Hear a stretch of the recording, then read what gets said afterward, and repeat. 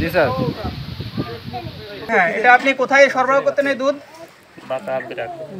বাঁকা ব্র্যাক সিলিং সেন্টারে আপনি সরবরাহ করতেন। মানে এই দুধটাতে আমরা হচ্ছে জেলি পেয়েছি এবং এর ভিতরে সয়াবিন তেল মিশ্রিত করা হয়েছে। আমরা এখানে তাদেরকে শাস্তি স্বরূপ আমরা 50,000 টাকা জরিমানা করা হয়েছে। ঠিক আছে, বলেন আপনারা কোথায় দেন বলেন। বাঁকায় কোথায় কে নেয়?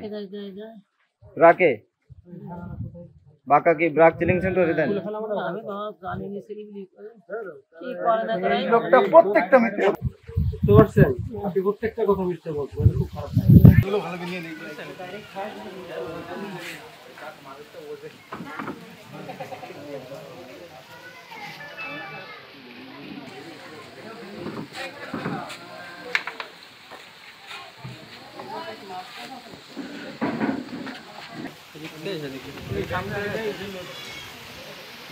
ব্যাগটা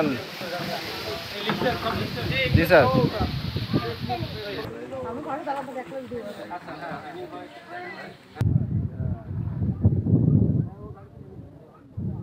ওই জেলি, হ্যাঁ এইগুলো খাবেন তো ক্যান্সার হবে।